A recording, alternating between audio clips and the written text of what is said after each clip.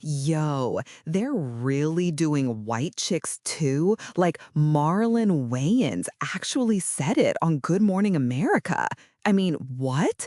This is the callback we didn't know we needed, and also the very thing that could cause the internet to combust. All right, Marky, contain yourself. Oh, contain? No way, Jasmine. Contain? I'm screaming. This is peak nostalgia noise. Marlon said he's gonna start working on White Chicks 2 after Scary Movie 6 drops. That was the line. That was the tweet. Well, not literally a tweet, but you know what I mean. Right, right. To be clear, he said he plans to start working on it after Scary Movie 6. So, like, development after that. It's not a release date mic drop, it's a we're moving forward mic warm up. But still, after years of rumors and fan petitions, the guy confirmed something. I grew up quoting this movie, Marky. Sleepovers, playlists, the whole vibe. Same. I grew up seeing it in meme form first and then fully binge watching it and being like, how did this become sacred? But okay, let's break down what he actually said so everyone knows. Good Morning America interview, Marlon confirmed intent, timeline contingent on Scary Movie 6 finishing, no official release date, no cast announcements, and no script dropping from the sky tomorrow. Calm down, but also get excited. Exactly. So, what Marlon actually said, quick bullet, he was on GMA, he mentioned White Chicks 2, said he'd start working on it after finishing Scary Movie 6. That's the legal and emotional truth. There have been hints for years, cameos and interviews, Wayans family talk, but this is the most direct confirmation yet. Feels official enough to phone your friends about it. And to be responsibly excited, we gotta say the difference between planning and a finished movie. Planning can mean a conversation, 5 pages of notes, or a full writer's room. But the announcement is a huge step up from the whisper stage we've been living in since like 2010. So yay, progress! Okay. Now we gotta rewind for a sec and remember why White Chicks became this 2000s classic in the first place. Quick synopsis. Two FBI agents go undercover as white socialite sisters to prevent a kidnapping. Tone, full goofball parody, big character work, ridiculous physical comedy, and a wardrobe closet from an era that loved low-rise everything. Iconic moments, Terry Crews with, oh my god, his dancing energy, and of course the 1,000 Miles car sing-along scene, the makeup and wigs, the runway chaos, the she's where lines, it's all imprinted in meme DNA. It's the kind of film that became a sleepover ritual or a college dorm rewatch. It's like you can quote it without knowing the plot. Totally. And it's also a product of its time, 2004's parody/comedy energy. Big, loud, sometimes mean, and often loving it. The movie did character-driven impersonation in a way that was both praised and criticized. We have to be honest, some of the humor around cross-racial impersonation and stereotypes reads differently now than it did in 2014. So fans are nostalgic, but critics have points we should consider. Yeah, that bit's important. We can fangirl through nostalgia goggles, but we also gotta look at the cultural context. In 2024 and beyond, comedy has to navigate discussions around race, representation, and the consequences of impersonation. So the sequel has to be smart about whether it leans into the old jokes or reframes them. That could be tricky or brilliant. Which brings us to the big question, can White Chicks 2 work in today's world? Comedy has changed. Audiences are faster to call out tone-deaf stuff. Social media amplifies outrage and nuance 50-fold. So what are the options for a sequel to land right?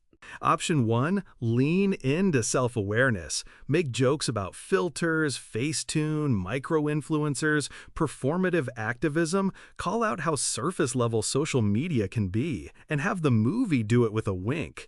Option 2, update the undercover premise for the influencer era. Agents infiltrate Instagram lives and TikTok trends. Option 3, address race and privilege more directly. Make the film's point of view clearer, using satire to critique the systems that enable those phone-deep personas.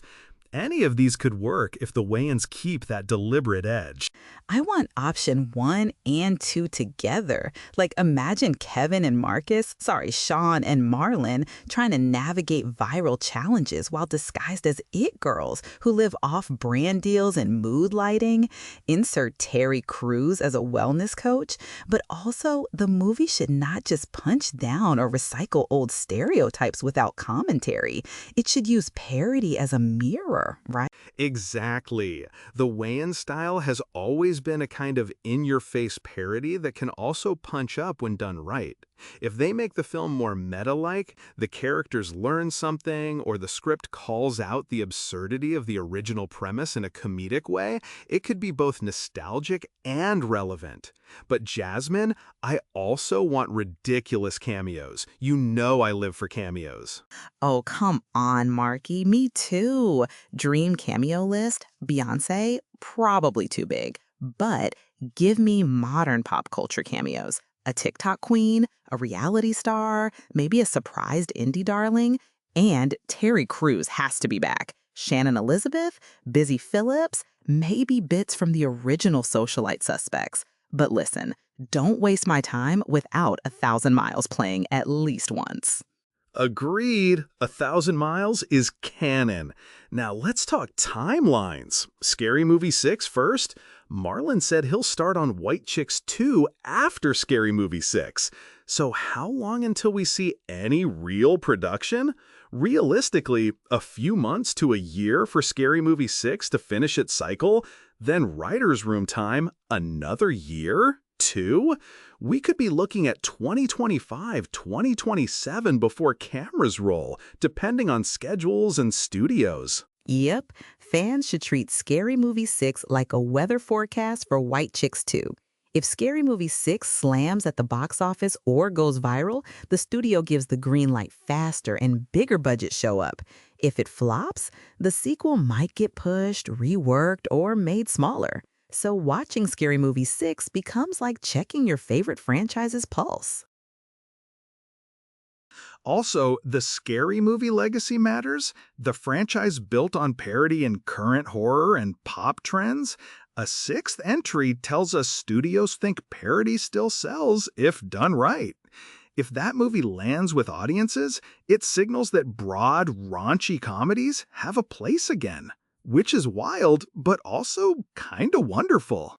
All right, it's wish list time. Fan wish list. What do we want from the sequel? First, returning cast. Marlon and Sean are non-negotiable. Terry Crews, please, whoever played the original sisters. And cameo gravy, celebrities who can poke fun at themselves. Think reality TV stars, influencers, and maybe a throwback cameo from an OGO star. Plot ideas. The guys are older, midlife prank? Trying to crack a new case. The targets?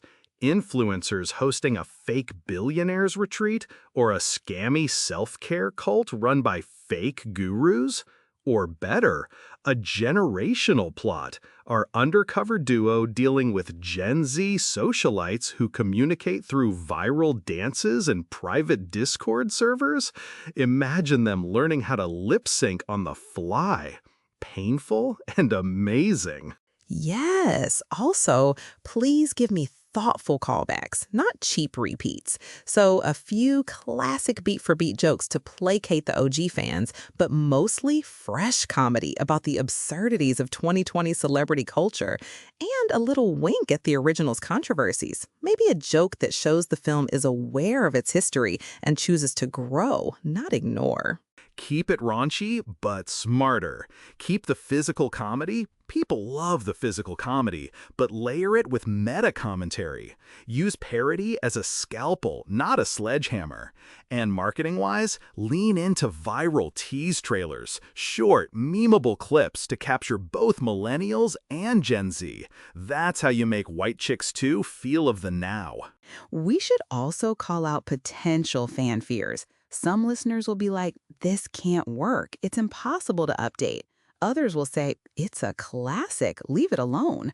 Both reactions valid, but I'm optimistic if the Wayans treat the source material with respect, like respect the fans who love it and respect cultural shifts so the humor lands without punching down.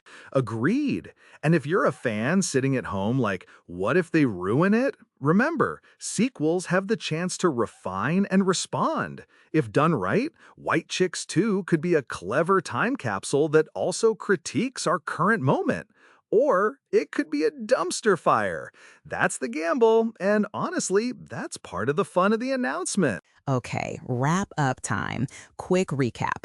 Marlon Wayans confirmed he plans to start work on White Chicks 2 after Scary Movie 6. This is a step forward, but not a finished deal.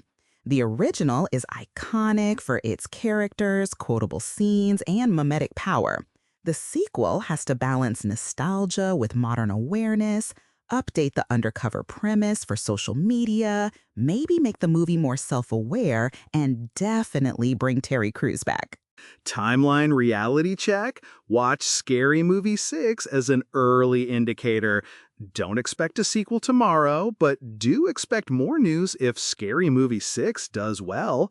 Fan wish list, returning cast, clever cameos, updated jokes about influencers and filters, and a soundtrack that hugs our nostalgia hard. Hype check. On a scale of 1 to 10, Marky, go first. I'm a 9.5. I'm hyped, but cautiously optimistic. There's so much potential for social media era satire and ridiculous cameo energy. Plus, I need the memes. I'm a 9. I'm ready for chaos, nostalgia, and a little growth. If they pull it off, iconic. If they don't, well, we'll still have our sleepover editions. But for now, hopeful.